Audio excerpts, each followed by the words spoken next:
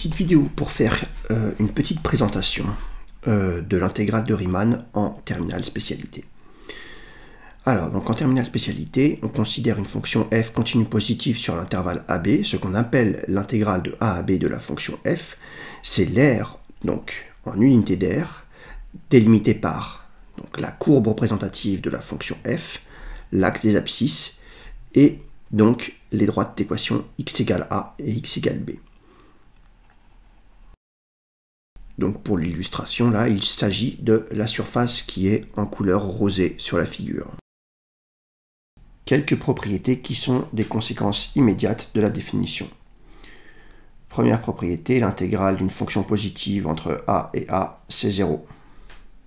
Deuxième et troisième propriété, ce qu'on appelle la linéarité de l'intégrale.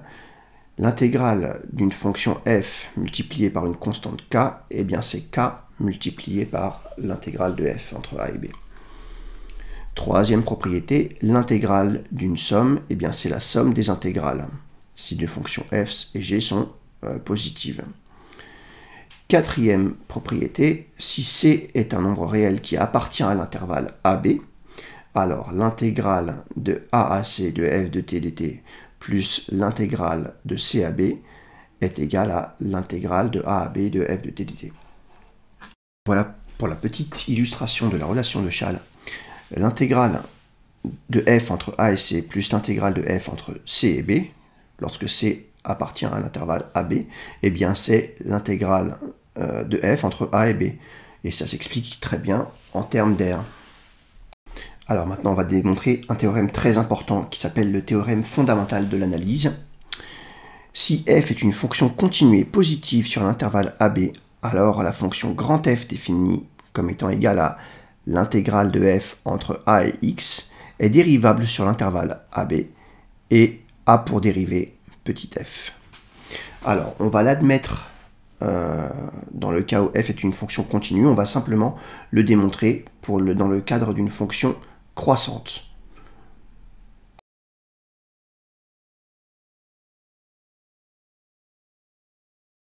Alors, nous, on va démontrer donc ce théorème pour une fonction continue et croissante sur intervalle AB.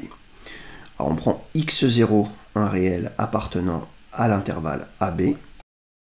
Ce que l'on veut montrer, c'est que grand f de x0 plus h moins grand f de x0, le tout sur h, eh bien, va tendre vers petit f de x0 quand h tend vers 0. C'est la définition de la dérivée de grand f en x0.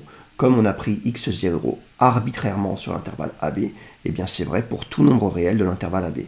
Ce qui voudrait dire eh bien, que la dérivée de grand f, eh bien c'est bien petit f. Alors, on considère que petit h est positif pour le moment. Le cas où petit h est négatif se démontre de manière analogue. Grand f de x0, c'est l'intégrale de f entre a et x0. C'est donc l'aire de la surface que j'ai coloriée en bleu sur le dessin. Grand f de x0 plus h, eh bien c'est l'intégrale de f entre a et x0 plus h. Comme h est strictement positif, c'est donc l'aire de la surface que j'ai coloriée en noir sur le dessin. Donc quand je fais grand f de x0 plus h moins grand f de x0, eh bien je vais devoir prendre la surface noire que j'ai coloriée tout à l'heure et ôter la surface bleue. Donc ça correspond à l'aire de la surface verte ici. Cette surface verte que je viens d'effacer, elle recouvre totalement le rectangle rouge, mais par contre elle est totalement recouverte par le rectangle qui apparaît grisé ici. L'aire de la surface verte est donc inférieure à l'aire du rectangle gris et supérieure à l'aire du rectangle hachuré en rouge. L'aire du rectangle gris, eh bien c'est x0 plus h moins x0 multiplié par la hauteur petit f de x0 plus h. On a cette inégalité parce que la fonction petit f est croissante. L'aire du rectangle hachuré en rouge, c'est x0 plus h moins x0 multiplié par petit f de x0.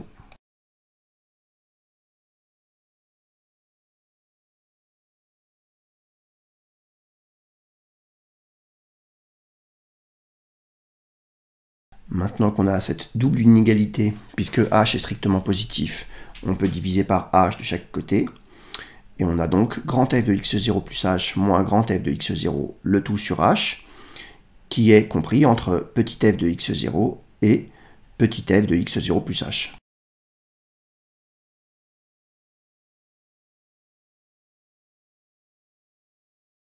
Alors, c'est le moment d'utiliser la continuité de f en x0.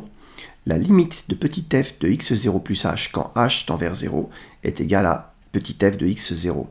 Donc, en utilisant le théorème des gendarmes, eh bien, on a grand f de x0 plus h moins grand f de x0, le tout sur h, qui tend vers petit f de x0 quand h tend vers 0. Et là, on a terminé, puisque par définition, la limite de grand f de x0 plus h moins grand f de x0, le tout sur h quand h tend vers 0, eh bien, c'est rien d'autre que grand f' de x0. Donc, on a démontré que la dérivée de grand f, c'était petit f pour tout x appartenant à l'intervalle AB, puisque je rappelle que x0 a été pris arbitrairement. Voilà, on traite de la même manière le cas où petit h est négatif.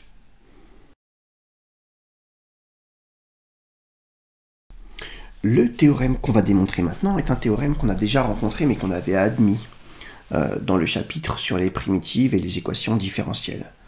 Donc, si on considère une fonction continue sur un intervalle i, alors f admet des primitives sur i. Alors, pour démontrer ce théorème, on va admettre un résultat.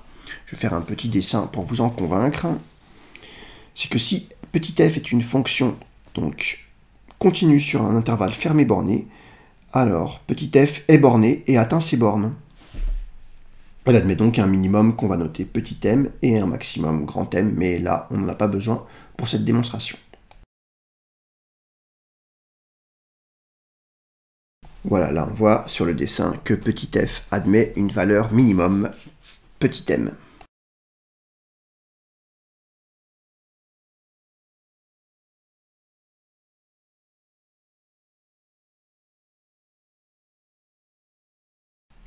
Si petit m est le minimum de la fonction petit f, eh bien ça signifie que pour tout x de l'intervalle i, f de x moins m est toujours positif.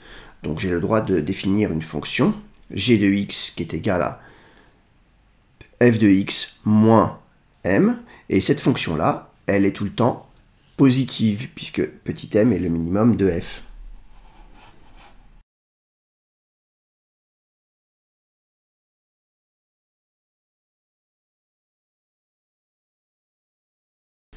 G est positive et continue, donc elle admet des primitives d'après le théorème précédent. Soit grand G l'une de ces primitives. Alors bien sûr, on a grand G' est égal à petit g. Alors si je considère la fonction grand f qui à x associe grand G de x plus mx, eh bien ça marche, puisque quand je dérive grand f, je vais avoir la dérivée de grand G plus la dérivée de mx, c'est-à-dire g de x plus m. Et g de x plus m, c'est la fonction petit f.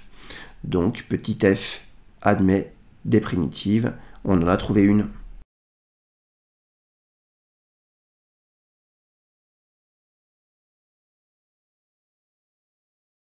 Alors, dernier gros théorème très important qu'on va démontrer ici, cette propriété qui dit simplement que si on a une primitive grand f de petit f, alors l'intégrale de f entre a et b, bah, c'est simplement f de b moins f de a. Voilà, c'est vraiment une propriété qu'on va beaucoup utiliser dans le calcul des intégrales.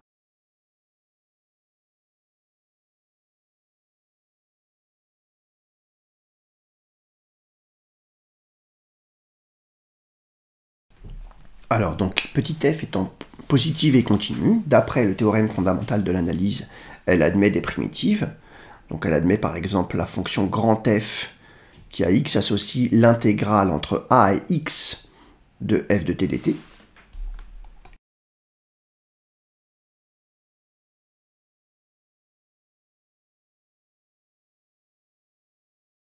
Soit grand G une autre primitive de petit f.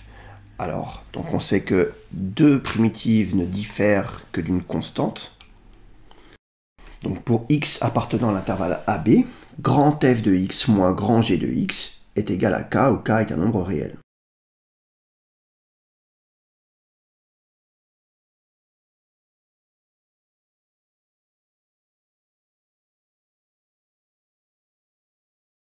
Ça revient à dire que grand f de x est égal à grand g de x plus k, et donc que grand f de b moins grand f de a est égal à grand g de b moins grand g de a, puisque les cas vont se télescoper.